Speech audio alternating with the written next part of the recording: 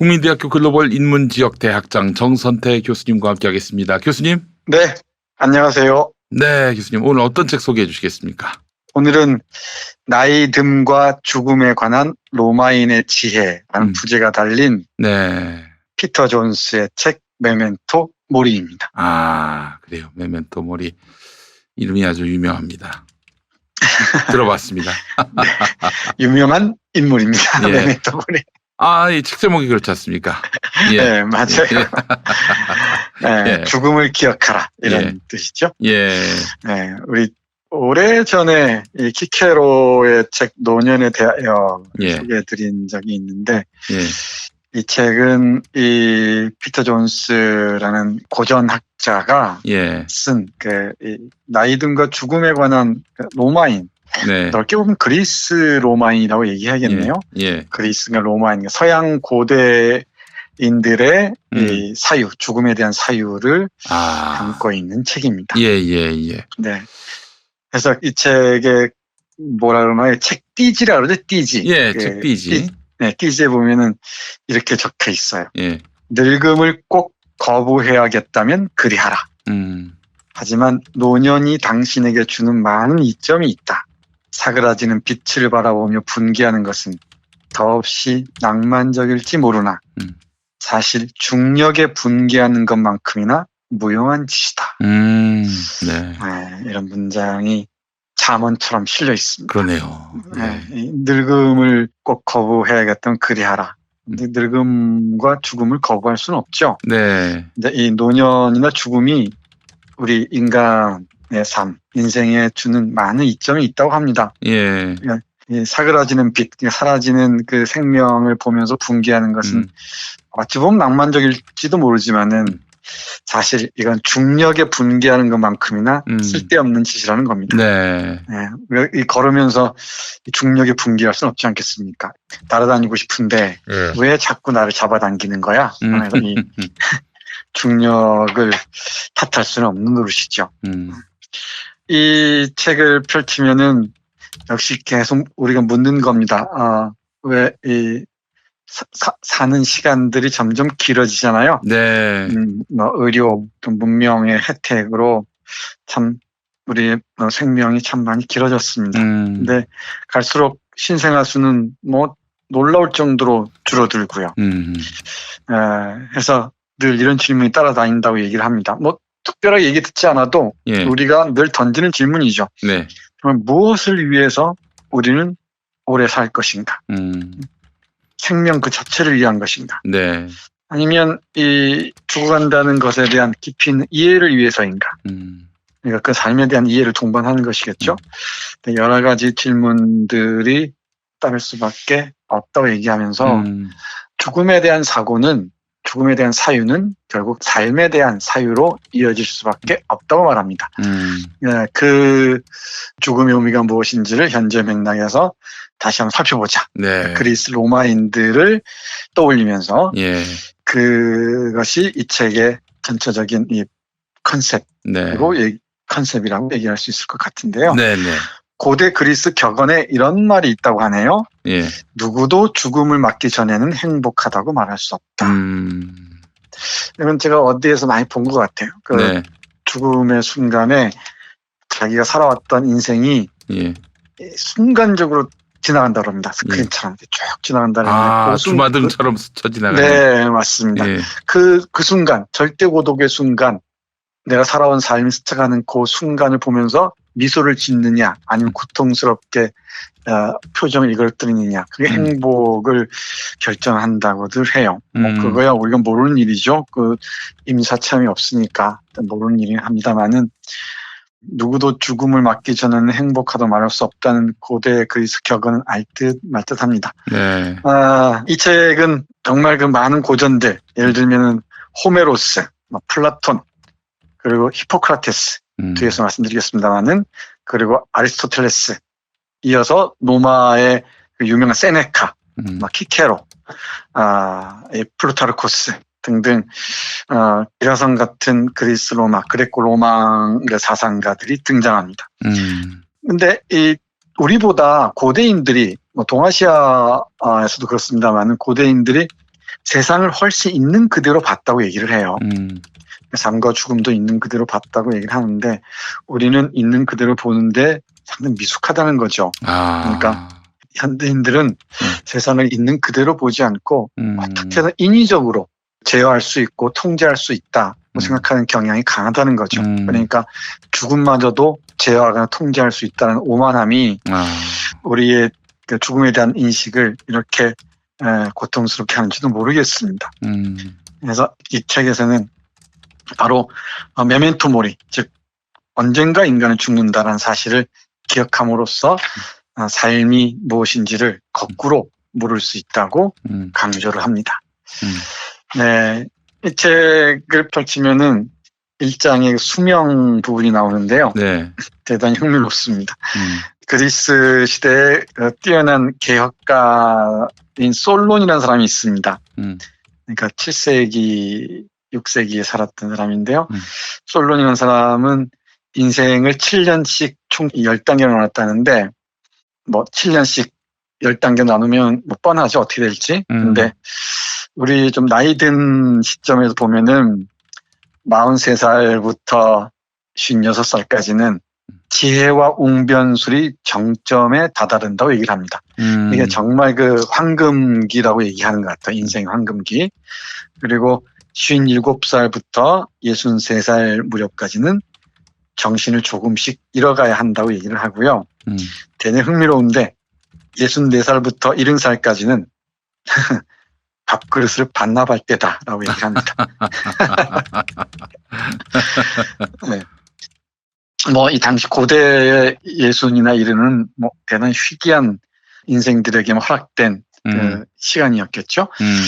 그런데 또 히포크라테스는 인생을 7시로 나누면서 놀랍게도 42살부터 49살까지를 노인이라고 부른다고 하네요. 44살부터요? 네, 42살부터 네. 49살까지, 그러니까 41세부터 49세까지를 노인이라고 불렀다고 합니다. 뭐 지금의 기준으로 보면은 참 말도 안 되는 소리인데. 아니, 저 정치권에서는 애 취급받는데요, 그때는. 그러게 말이에요. 우리 시골 가면은 보기가 드뭅니다. 네, 이 42살이 노인이라고 얘기하는, 사실 조선시대만 해도 40 넘으면 할아버지들이 많았습니다. 아, 그렇죠. 조언이 있었으니까. 그렇죠. 그럴 수밖에 없습니다. 그러니까 17, 8에 결혼해서 첫 아이를 낳는다 그러면은 30대 후반 정도 되면 할아버지 되는 거죠. 네. 그리고 50대 초중반 되면은 증조 할아버지가 되는 거죠. 실제로 3대가 사는 거 보면은 그런 경우가 많았습니다. 네. 그러니까 20대, 40대, 60대가 3대가 사는 거죠. 네, 이렇게 그 인간성이 달랐을 때는 부르는 노인에 대한 호칭이 달랐다는 거죠. 그러면서 노인이란 무엇인가에 대한 그리스 로마 시대의 여러 가지 얘기들을 좀 흥미진진하게 펼쳐놓습니다. 네. 여러 가지 재밌는 얘기들이 많이 있는데 다 말씀드릴 수는 없고 역시나 이 키케로의 노년에 대하여 에 대해 집중적으로 논하고 있는 7장이 이 책의 핵심인 것처럼 보입니다. 네. 그러니까 노인을 비난하는 이유가 그렇잖아요.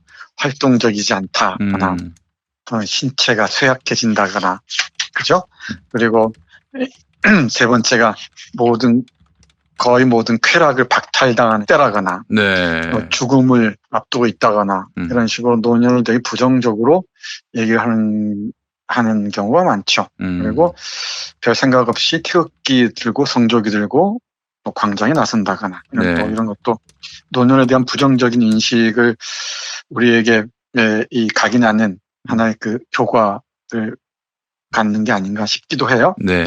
그런데 거꾸로 이 키케로가 노년에 대해서 이 노년의 장점이랄까요? 이 긍정적인 측면으로 강조하는 게 있습니다. 하나는 정말 노년에 들어서야 제대로 된 우정을 나눌 수 있다는 것. 그리고 두 번째 이 노년의 긍정적인 쾌락은 두뇌 활동이 활발해진다는 겁니다. 되게 반어적으로 들리기도 하죠. 네. 그리고 세 번째는 정말 이 농사를 제대로 지을 수 있는 나이가 노년이래요. 네. 대지와 커뮤니케이션을 할 수 있는 나이로 보는 것 같습니다. 예. 그리고 네 번째는 이 환경과 함께 할 수 있는 나이가 노년이라는 것입니다. 환경과 함께 할 수 있는 나이. 네. 예. 요 부분, 농사와 이어지는 부분인데, 잠깐 보면 이렇습니다. 농사 예찬은 이어진다. 농사일이 주는 만족감, 농부일이 인간들을 먹이고 신들을 숭배하는 데 필요한 모든 것을 생산하며 전 인류에 행하는 봉사. 노인들이 농사일을 하며 누리는 좋은 환경을 열거한다. 온기를 전해주는 햇볕과 화로, 몸에 좋은 시원한 그늘과 흐르는 물, 여기에 진정한 향락이 있었다. 대지라는 은행과 거래를 튼 농부는 완벽한 포도주 저장고와 기름 창고와 식료품 창고, 풍부한 고기와 치즈와 젖, 그리고 농부들이 두 번째 돼지다리라고 부르는 채소밭을 마음껏 쓸 수 있었다. 그러니까 비유적으로 읽을 수도 있을 것 같습니다. 그러니까 대지라는 은행과 거래를 튼 이런 표현들에 주목할 필요가 있을 것 같아요. 그러니까 노년에 접어들면서 이 대지와 대화를 나눌 수 있는 힘이 생긴다고 보았던 것 같습니다. 네. 그리고 노년의 다섯 번째 긍정적인 쾌락은 존경받는 삶이라고 얘기를 합니다. 그러면서 이 좋은 노년이라는 무엇인가를 쭉 설명해 놓는 흥미진진한 뭐랄까요? 슬로건 같은 게 있어요. 네. 슬로건 재미삼아서 한번 들어봐 주십시오. 네. 키케로의 노년에 대하에 나오는 훌륭한 노년에 관한 그 이야기들을 피터 존스가 요약 정리한 셈인데요. 좋은 노년을 살기 위해서는 젊을 때부터 노년을 준비하라고 얘기를 하네요. 그리고 물질적, 육체적 쾌락에 지나치게 빠져들지 말라고 얘기합니다. 뭐 육체적 쾌락이야 그렇다 치고 물질적 쾌락에 지나치게 빠져들지 말라는 말이 저한테 와닿습니다. 네. 그리고 두뇌를 활발하게 사용하랍니다. 끊임없이 읽고 쓰고 생각하는 게 훌륭한 노년을 위한 중요한 준비라고 얘기합니다. 그리고 계속 새로운 것들을 배우라고 얘기를 하네요. 그리고 정기적으로 친구들과 대화를 나누라. 그리고 정말 최대한 청년들과 대화를 나눌 수 있도록 노력하라. 그리고 이 죽음이 나를 기다린다는 것이 좋은 일이라는 것을 인정하라. 등등을 쭉 얘기하는데 이렇게 얘기하다 보니까 제가 한 두세 달 전에 소개해드렸던 이 마사 누스바움과 그 친구가 함께 쓴 지혜롭게 나이 든다는 것이 떠오르기도 하네요. 네. 이 메멘토 모리는 노년을 기억하는 것, 그 죽음을 기억하는 것과 맞물리겠는데 제 지론이기도 합니다만은 우리 모두의 확실한 미래는 죽음밖에 없습니다. 죽음과 이 무덤일 텐데 이 죽음 앞에서, 무덤 앞에서 부끄럽지 않게 사는 게 죽음에 대한 최선의 예의가 아닌가 그런 생각을 합니다. 네. 네. 이 책의 흥미진진한 여러 사례들을 쭉 읽다 가면은 10장에 이르러 맺은말 부분에 이르면은 이런 잠언 같은 구절이 또 나옵니다. 죽음과 싸울 수 있는 사람은 없죠. 네. 근데 고대인들처럼 죽음과 대결할 수 없다면은 죽음을 흔쾌히 받아들이는 자세가 필요하다고 얘기를 하네요. 네. 그래서 로마인은 마치 구약 성서의 전도서 잘 아시겠지만 우리 솔로몬의 전도서에 모든 것이 헛되고 헛되도다라는 그 전도서에서처럼 주어진 한계 내에서 최선을 다해야 한다고 강조합니다. 이게 그리스 로마인들이 늙음과 죽음에 대해서 가르치는 지혜라고 이 책의 저자 피터 존스는 얘기를 합니다. 그러면서 이렇게 또 정리를 합니다. 하늘 아래에서는 모든 사물에 계절이 있고 모든 목적에 때가 있으니 태어날 때와 죽을 때가 있고 심을 때와 뽑을 때가 있고 죽일 때와 고칠 때가 있고 부술 때와 세울 때가 있으며 울 때와 웃을 때가 있고 슬퍼할 때와 춤출 때가 있다. 바로 이것이 로마인이 세계를 이해하는 방식이었다고 저자는 강조합니다. 네. 이 변화를 받아들일 수 있어야 한다는 거죠. 근데 삶이 영원할 것처럼 살아가는 사람들이 자신의 삶을 그르치는 선에서 그치는 게 아니고 많은 사람들의 삶까지 우리의 삶의 환경까지 망치는 게 아닌가 싶기도 합니다. 이런 메멘토 모리나 이 죽음이나 늙음에 대해서 얘기하면은 젊은 사람이 이렇게 불편한 얘기를 한다라고 얘기할 수도 있겠지만은 글쎄 모르겠습니다. 이런 책을 보면서 자꾸만 산다는 게 무엇인지 거꾸로 생각하게 돼요.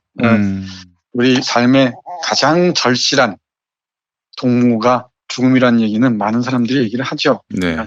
죽음과 함께 춤출 수 있을 때래야 삶은 가장 빛난다고 얘기하지 않습니까? 이 글을 마치면서 저자는 이렇게 얘기를 합니다. 키케로가 노년의 죽음을 잘 익은 열매가 자연스레 떨어지는 것이나 오랜 여행을 마치고 무트로 다가가는 여행자에 비유했던 것처럼 스토아주의자였던 마르쿠스 아우렐리우스 황제는 이렇게 썼다라고 얘기하면서 이 책의 핵심을 말합니다. 네. 읽어보겠습니다. 예. 삶이란 얼마나 하찮은가. 어제는 한 방울의 정액이었고 오늘은 시신 아니면 죄다. 그러니 너는 이 덧없는 순간들을 자연이 너에게 의도한 대로 쓴 다음 흔쾌히 쉬러 가라. 때가 된 올리브 열매는 자신을 잉태한 대지를 축복하고 자신에게 생명을 준 나무에게 감사하며 땅으로 떨어진다. 역시 오래전에 마르쿠스 아우렐리우스 명상록도 여러분께 소개해드린 적이 있습니다. 네. 고전들을 꽤 많이 소개해드렸네요. 네. 하다 보니까. 예, 그리고 예. 그리스 로마 에세이도 소개해드린 적이 있습니다. 네. 얼핏 봤던 기억도 있는데요. 네. 마르쿠스 아우렐리우스는 이렇게 얘기합니다. 때가 되면 올리브 열매는 자신을 잉태한 대지를 축복하고 자신에게 생명을 준 나무에게 감사하며 땅으로 떨어진답니다. 네. 그 순간 우리가 우리 동양에서 흙으로 돌아간다 얘기하지 않습니까? 네. 흙으로 돌아가는 순간을 흔쾌히 맞이할 수 있도록 삶을 회한 없이 후회 없이 사는 게 중요하지 않을까. 이게 우리가 메멘토 모리를 끝없이 소환해야 되는 이유가 아닐까 이런 생각을 합니다. 네. 다음 주에 이제 제가 아주 훌륭한 소설들 몇 권 준비하고 있는데요. 네. 역시 그 소설들에서도 지속적으로 얘기하는 게 어떻게 살 것인가라는 물음의 이면에 깔려있는 어떻게 죽을 것인가라는 문제입니다. 네. 그러니까 어떻게 살 것인가라는 문제는 어떻게 죽을 것인가, 죽음을 어떻게 바라볼 것인가라는 질문과 나란히 간다는 거죠. 네. 따로 독립되어 있는 게 아니라는 말입니다. 네. 이 삶에만 우리가 목매달다 보면은 죽음이라는 걸 우리가 잊고 살다 보면은 삶 자체에 중독된 나머지 삶을 배반할 수가 있다는 역설. 이게 바로 이 메멘토 모리의 핵심이 아닌가 이런저런 생각을 하게 됩니다. 네, 알겠습니다, 교수님.